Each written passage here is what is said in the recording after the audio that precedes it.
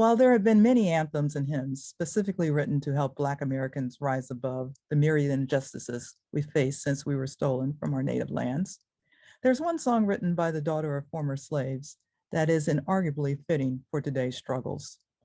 Lucy Eddy Campbell, a former minister of music for the National Baptist Convention, penned a hymn called Something Within Me in 1919. The haunting refrain is especially significant in 2022. Something within me that holdeth the reins, something within me that banishes pain, something within me I cannot explain. All I know is that there is something within. That something within Campbell is referring to is the inherent strength of our African ancestors, whose faith in God allowed them to make a way out of no way. The ancestors who were shackled and sold, beaten and berated, bullied and lynched, were somehow able to rise above it all and give birth to generations of Black Americans who had the courage of their convictions and were willing to fight the good fight, even if it meant that they, like Dr. Martin Luther King Jr. and others, would not live long enough to celebrate the victories. These are the shoulders upon which we stand during these troubled times. And even though we are no longer fighting for seats on the bus, we are still battling discrimination and social injustice, still fighting for voting rights, still hated by some for the pigment in our skins, and still singing, "We shall overcome," instead of "we have overcome." All of this, on top of the COVID endemic, have worn us out. We are mentally fatigued and emotionally drained. But despite the challenges we face as a race and as a nation, you young people should not let fear and fatigue be your guiding light. There is something within you that makes you more than enough, more than worthy.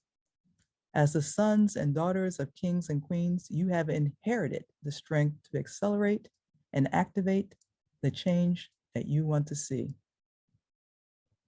Let there also be something within us educators and elders that allows us to rise above this regressive renaissance that we have unwillingly been thrust into.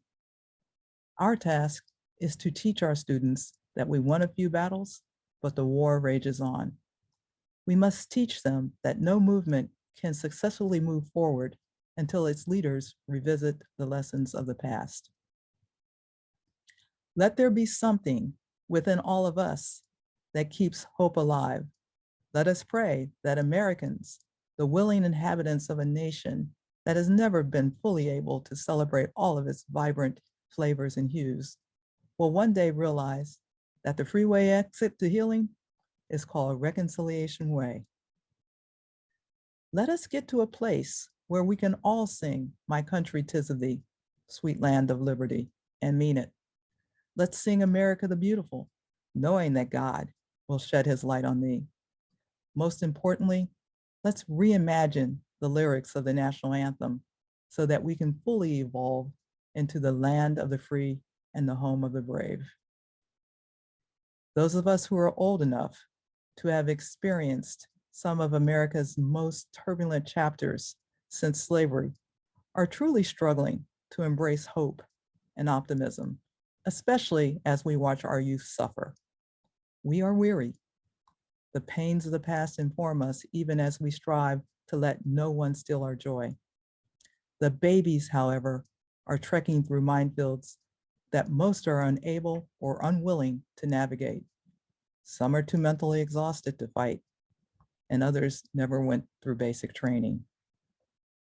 So as we celebrate this month, this year, and beyond, let us draw strength from the ancestors who survived the Middle Passage.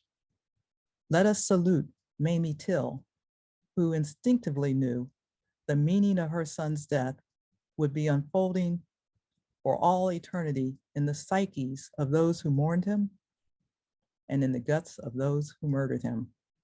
Let us strive to duplicate the efforts of all the assassinated warriors who tried to lead us to the promised land.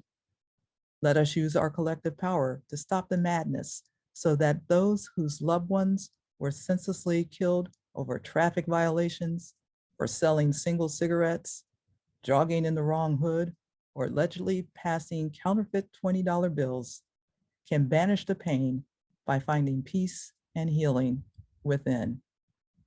As Trojans, we are an entitled bunch.